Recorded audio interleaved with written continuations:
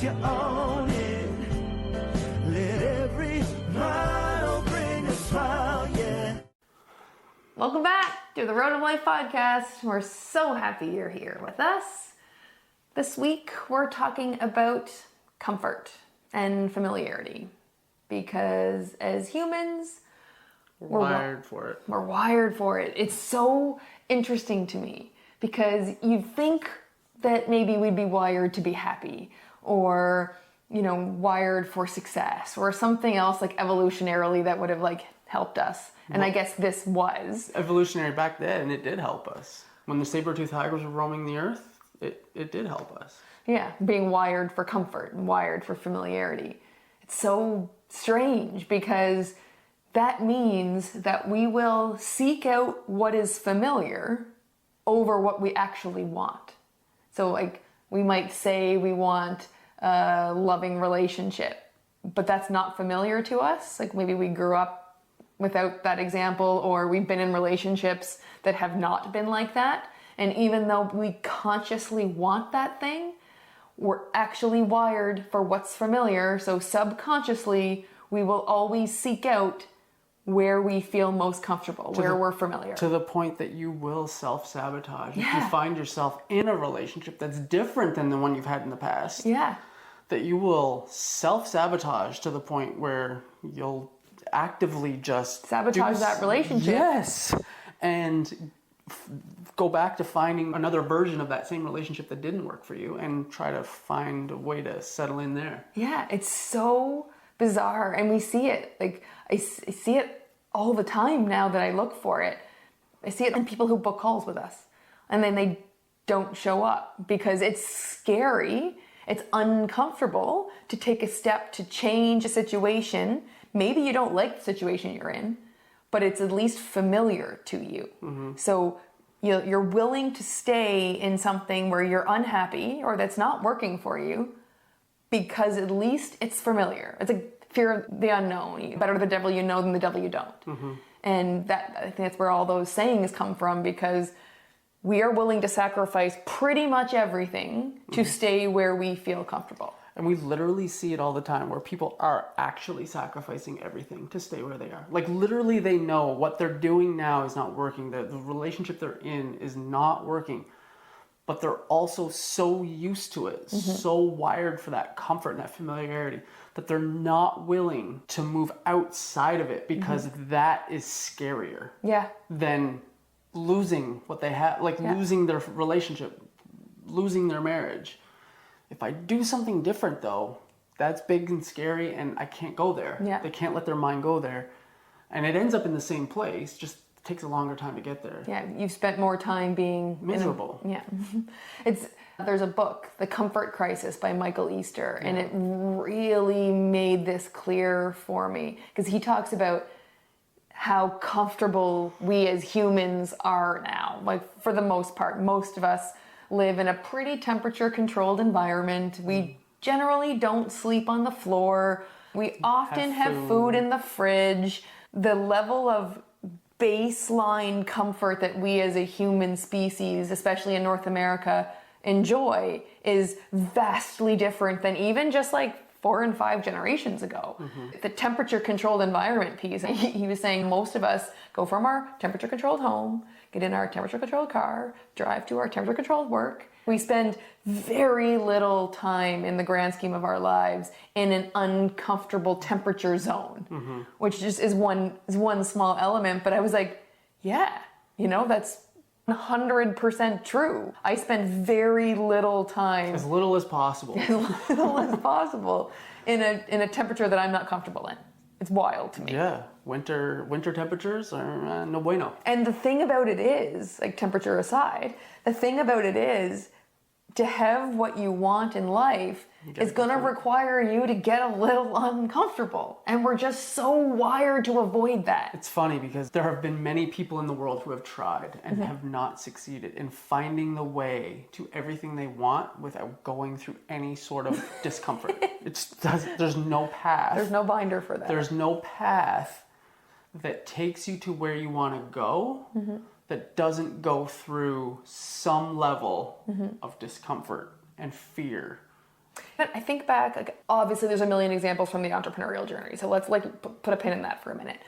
But I think back to the default life. When I was humming along in a pretty comfortable, temperature-controlled comfort zone, for the most part, I didn't question a lot of things. I didn't make any rash decisions and get off that sort of default life that society expected me to live. Like go to school, get good grades, get a good job, save for retirement, retire and die, basically.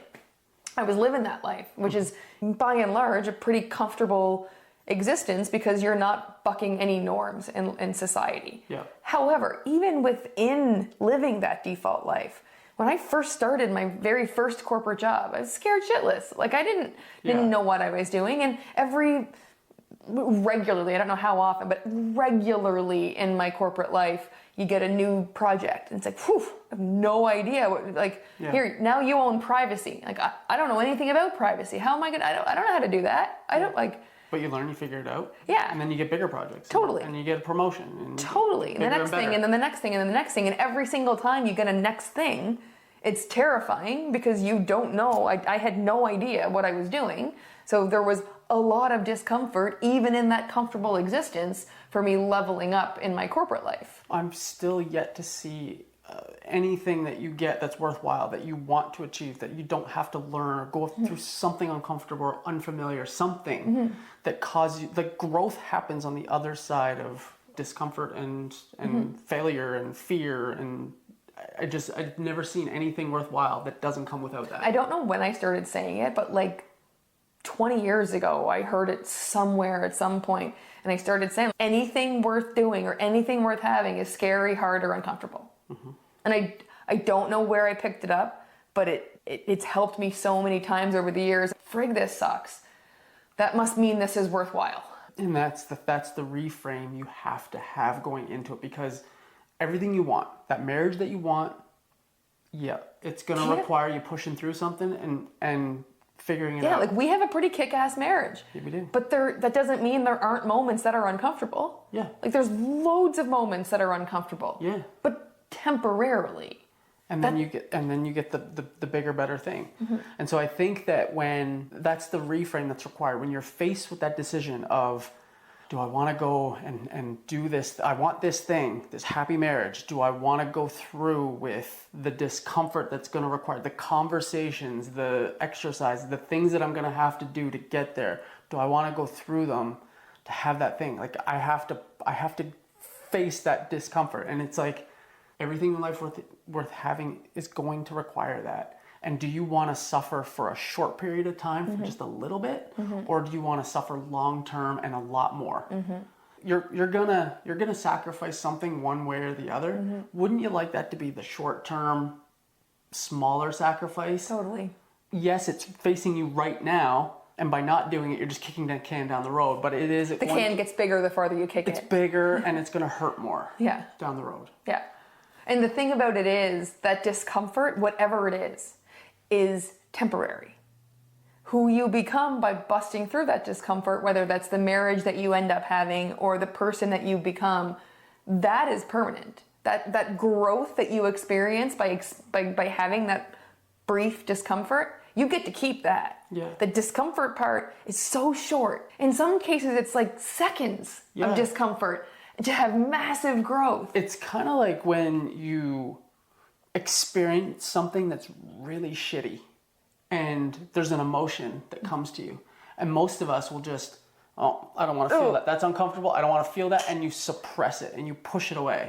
And what we don't realize is if we just let feel it in the moment and just process it, no judgment, whatever it is, what it is, I'm hurt, I feel betrayed, whatever it is, feel it. And then it actually passes through you relatively quickly. A few minutes, within most. Within a few minutes. And then you've processed it. Kids do this really well. Like Jake, our nephew, he gets hurt, he cries like a banshee for a few seconds, and then he's up and at him and he's good to go. Yeah. But as adults, as we get older, it's not cool. I don't want anyone to see me sweating. I don't want to feel it. Or I don't want to feel it. It's scary. But little do we know that if we actually just let that happen, you get past it, and then you're not it's not landing in you, and you're not dealing with it long term. You're not thinking about it more and more ruminating on it and bringing it up constantly over and over again, and it becomes this repeating voice in your head. Yeah, you can't shake that because you didn't process it. Yeah, the vibration, like the feeling of that bad feeling. You're not living in the intensity of it at all because you've suppressed it, but like the echoes of it almost are always around until you actually deal with it. And to your point, it takes so little time. The discomfort you have to experience when you're dealing with something bad like that can be counted in seconds, and then it's gone, as opposed to counting years in the remnants of it, like the residualness of it. Yeah. And as coaches, I would say that a large portion of our time is trying to let people see that. And we can't tell them, we can't direct them, but let them see it for themselves, that the longer you sit with this, the worse it gets. If you rip the Band-Aid off, it gets better. Let the air at it. The discomfort is going to happen one way or the other. Just face it now, and it makes it so much easier down the line. If you don't face it now, it gets so much worse down the line. Yeah. It makes it, not only is it worse because you have to experience the discomfort you're in now anyway, the familiar discomfort, you have to feel that, but then also at some point, there is a breaking point, and it's going to get worse, and you're going to feel that longer. It just makes things worse. So I think a lot of our time is spent having those types of conversations with people to help them understand that the discomfort's coming one way or the other. Yep. Do it now. Yeah, and it's like Greg talks about with the buffalo and the cow, right? There's the storm is coming. Yeah. And both of those animals in the prairies, they deal with that storm coming differently. Yeah. You know, the cow feels the storm coming, they hightail the other way. They're trying to outrun the storm, which is never going to happen. Yeah, and they spend more time in the storm. Because of it, because you're running the same direction as the storm. So when the storm catches you, you spend more time in the storm. Yeah. Whereas the buffalo, they're right there next to the cow, and they feel the storm coming. They turn around and hightail it straight into the storm. And so because they're passing through the storm, they spend so much less time in the storm. Yeah. So they take that momentary discomfort of, oh crap, the storm is coming. And I'm sure they're all uncomfortable running toward the storm. There's an element of discomfort in running toward the storm. Huge. But it makes it so much shorter. But that courage that they showed pays dividends. It pays dividends. Yeah. Yeah. So and I think a buffalo and not a cow. Be a buffalo. Yeah. Bison, probably, actually. And I think, look at anyone that you look up to, right? Anyone who's accomplished something that you want to accomplish, whether they have an excellent marriage, whether they have a successful business, whether they're a professional athlete, whoever they are. You don't get to be LeBron James without discomfort. You think his whole life he's stayed in a comfort zone?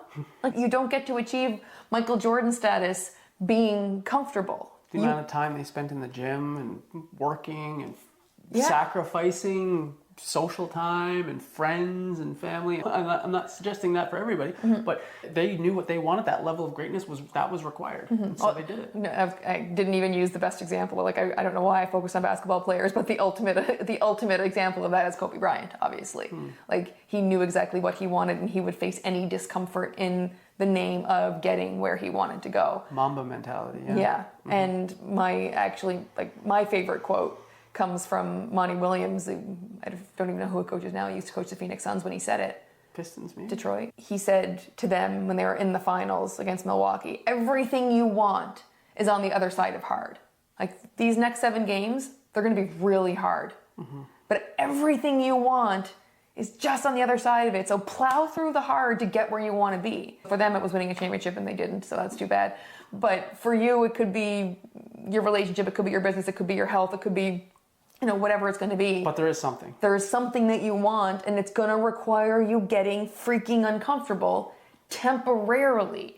The discomfort is temporary. And I think one of the ways people can prepare themselves for those decisions, that discomfort, is in their everyday life. Just start doing a couple little things that are uncomfortable now. And it gets you in the mindset of, I can do hard things. Yes. I do hard things regularly. So for example, every day, I hate it. I hate it. But I do it every day.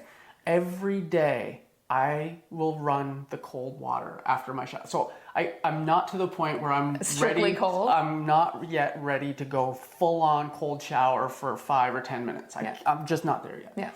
But my baby step has been that after I do have my comfortable shower with the warm water, I turn that son of a gun down all the way and I sit in it for a minute or two on cold. And the minute or two feels like 5 or 10, I'm not gonna lie. Oh, it's awful. I let it hit me in my chest, in my face, in my head, and it's running down my back. It's freezing cold, but I know that I'm building a muscle that I do uncomfortable things. I get uncomfortable. I run regularly. I enjoy running. Sometimes. Most of the time. Yeah. But when you get into races where you're running 20K, 25K, marathons, it's a mental grind. It's a you versus you. It's just uncomfortable. Your hips start to get tight and hurt. Your knees start to get sore. Your ankles, you get blisters. You're wondering why the hell you're doing this. Well, it was like the run we did on Mother's Day. I agree. I've come to really enjoy running most of the time. But as part of our training plan, we had to run a half marathon and we decided we would do it towards a destination. My aunt's 80th birthday was that day. So we decided we'd run out there. And it ended up being just absolute 100% pure misery. It was cold, it was rainy, it was hilly. It was uphill windy. with wind in your face the entire way. It was, I've never been so miserable on a run ever before in my life. And it is physically demanding because my knee was sore right off the bat. Like it was a very physically demanding run for me that day because of the elements. But mentally, it's a grind. It was such a grind mentally. Yeah. And you told it to me after the run before we got in bed that night that like, no, this is going to prepare you. This was good. And I like wanted to punch you in the face because I was like, I was still living the misery of that run. But you're right in that we've run longer since then. We ran longer than that 2 days ago and it was much better. And it did that mental grind, getting through that and not quitting did more for my mental preparation and being able to be uncomfortable than anything. If you train on hills, in rain, wind in your face, cold. I didn't intend to. I mean, the chances are that race day is not going to be that. When go time happens, chances are it's not going to be that. If you train in the worst conditions and you show up on race day and it's not the worst conditions, you're already ahead of the game. You're ahead of the game because you already know that you can do it in way worse conditions. Is sun shining? This is a cakewalk. I can do this, and it sets you up mentally. And I think that's the same thing in your daily life. Like I take cold showers every morning. I take the stairs every time. I take stairs all the time. I do the hard thing. I run marathons. Like I can do this. I can show up for my marriage. I can have a vulnerable conversation. Exactly. I can make a hard choice because I practiced dealing with that discomfort and doing hard things every day. Yeah. And so we are wired for familiarity. We are wired for comfort, but it doesn't mean it has to control us. Right. We get to choose. We get to practice. Yeah, and we're wired for it. Trust me, I know, because I don't want to turn every day after that shower, I'm not looking forward to turning that cold all the way up and the hot all the way down. That's not what I'm looking to do. But I do it because I know that it's developing the discomfort muscle and it's preparing me for other big things, other big decisions, bigger things that are more meaningful in my life that are going to get me where I want to go. Because the identity of the person you want to be does these things. They get uncomfortable. They do the uncomfortable things to get the things that they want. So everything you want is on the other side of hard and uncomfortable. Work yourself up to getting used to and seeking out discomfort. If you're looking for a life hack, honestly, take a cold shower for 2 minutes, 1 minute. I resisted it for so long. I thought it was torture and I didn't understand why anyone would voluntarily do this. Like I really didn't. But I actually do see a difference. I do think it helps me in my day-to-day life when there's something that I have to do that's hard. Well, to your point about resisting it, we did 75 hard 2 years ago. Pretty much. A couple times, yeah. Right? 2 years ago? Yeah. No, almost 3 years ago. We've done it several times. Yeah, the first time we did it was almost 3 years ago, and we did it. And then, like, I don't know, 75 Hard 2.0, like whatever the next iteration of that was, once you did the first one, there was a second one. And part of that was a cold shower. And we were both like, nope, why would anyone do that? No way. It seems silly. I don't understand why anyone would voluntarily sign up for this. But now I do. Now, fast forward a couple of years, and I really, really understand that. And it's become a really important part of our daily routine to practice being uncomfortable, to practice breaking out of that familiar temperature-controlled environment so that you're able to draw on that and be uncomfortable when it's important to get you where you want to be. So if you want to be the buffalo or the bison that just head on hits the storm, one way to practice being that buffalo or that bison is just in your day-to-day life, do those little things that are uncomfortable. Go for the walks, take the stairs, take the cold showers, do the things on days that you don't want to get out and do your exercise because it's raining, it's windy, it's miserable. Those are the days, do it. Go out and do it. It's going to make you better on race day anyway. We're wired for comfort, but we don't have to always be comfortable. In fact, we don't want to be. No. It's probably the biggest chain that holds people back. Yeah, it is. So get uncomfortable as often as you can. It's going to be good for you. Like get on a podcast. Just like this. If you love this episode, we would be really honored if you'd share this episode with a friend who might also love this episode. And we will see you next week. Bye. Bye. Road of life, yes, you own